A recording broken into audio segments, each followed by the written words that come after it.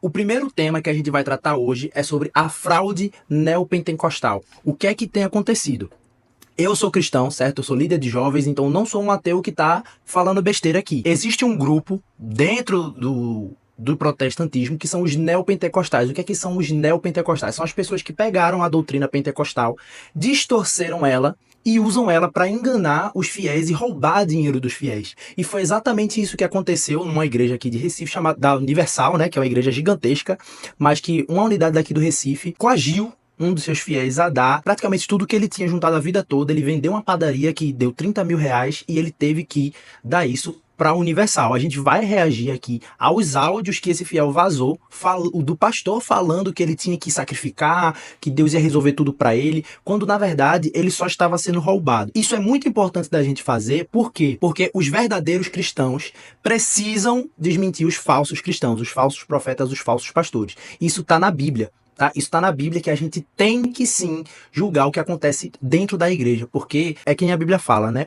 Existe a diferença do trigo e do joio, e quando o joio se coloca dentro do trigo, ele acaba infestando toda a plantação. Então, quando algo ruim nasce dentro da igreja, a gente tem que cortar ela pela raiz antes que ela se espalhe. Infelizmente foi o que aconteceu. Essa doutrina neopentecostal se espalhou demais e agora a gente vai ter muito trabalho para cortar ela fora. Mas a gente vai fazer tudo que a gente puder para isso. Então vamos lá, a gente vai começar lendo aqui a notícia, beleza, sobre o que aconteceu. Alegando ter sido coagido, devoto processa a Igreja Universal após doar dinheiro de toda uma vida. Ouça os áudios. Então vamos embora, vamos dar uma olhada aqui nos áudios que ele vazou, beleza? Isso é o diabo, seu Manuel, para o senhor tocar no sacrifício. Não toca naquilo que é sacrifício, seu Manuel. Se o senhor tocar, sua vida não vai mudar.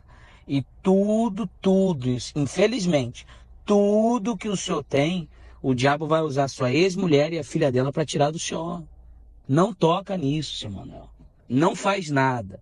Pega o valor, pega tudo que o senhor tem, põe no altar, no sacrifício, para Deus te abençoar. Não dá nada. O senhor não tem que dar 5 mil para essa mulher. O senhor não tem que dar 10 mil para a mãe dela. Não.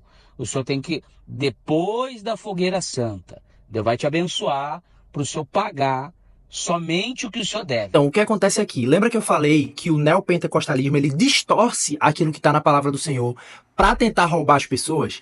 A religião do cristianismo, né, você pode concordar ou discordar, mas fala sobre sacrifício sim. Né? Fala sobre sacrificar as suas vontades carnais, fala sobre sacrificar aquilo que você gosta de fazer, mas aquilo que não faz bem para você no longo prazo.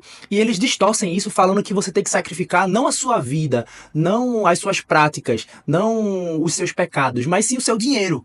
E eles fazem essa distorção porque eles confundem você entregar algo a Deus para entregar para eles. Quando a Bíblia fala que a gente tem que entregar a nossa vida ao Senhor, não está falando que a gente tem que dar o dinheiro para a Igreja Universal. Está falando que a gente tem que entregar nossas ações, nossas atitudes, nossos dias. Né? E também investir na obra, investir no reino. Por que não? Mas não é sobre isso exatamente. Né? Entregar, sacrificar, não é você vender tudo que você construiu na sua vida e entregar na mão de um pastor. Não é sobre isso, tá? E aí eles fazem essa confusão. Vamos para o próximo áudio. Eu sei, seu Manuel, mas não faz mais isso não, entendeu? Não paga ninguém agora. Seu Manuel, agora é hora de sacrificar. O sacrifício não é só os 30 mil, é toda a vida do senhor, entendeu? O senhor já se batizou. Agora é o senhor pegar e levantar e preparar o seu sacrifício, esse valor de 30 mil, e tudo que vier na mão do senhor, tudo que vier. Se tiver mais coisa, que o senhor pega e fala assim, vou vender, vou pegar esse dinheiro, vou botar no envelope, toda força, seu Manuel. Sacrifício é toda força.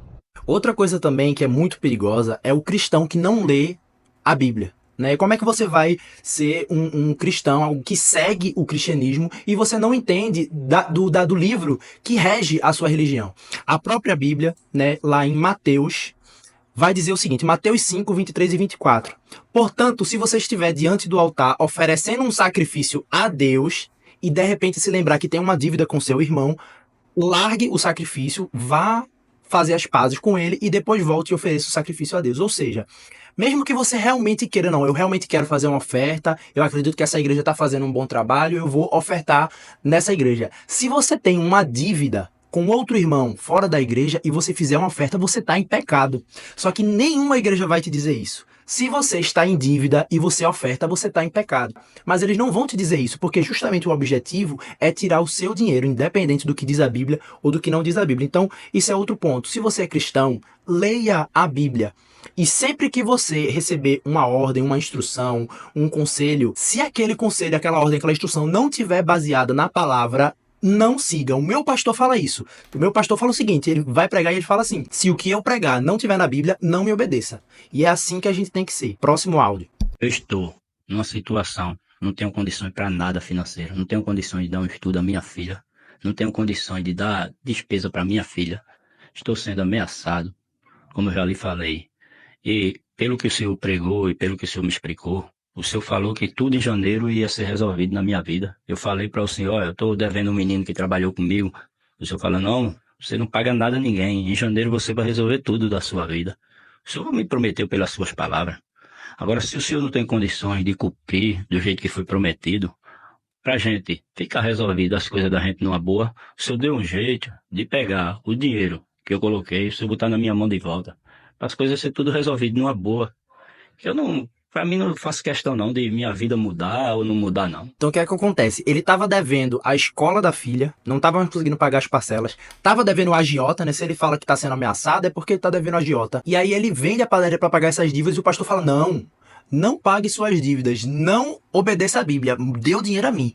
Ele está fazendo justamente o contrário do que um pastor deve fazer. E a Bíblia fala o seguinte: todo aquele, fala sobre falsos profetas também, mas fala que todo aquele que criar regras, que criar doutrinas que não estão baseadas na palavra, essa doutrina é de demônio. Então a própria palavra diz: se o pastor, ele está criando regras, ele está criando doutrinas, está te dando ordens que não são baseadas na palavra, esse pastor não serve a Deus, tá? Ele não serve a Deus, isso é a própria palavra que diz, tá? Vamos pro próximo áudio. Não, seu Manuel, eu não confundo a mente do senhor, não.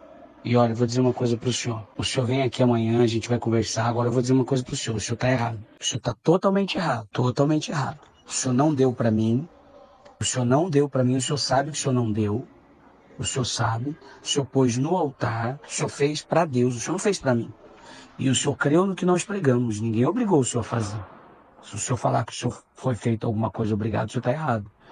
O senhor tá se levantando contra o Espírito Santo. O senhor não pode fazer isso. O senhor está errado. Põe a mão na sua consciência. O senhor não está crendo em Deus.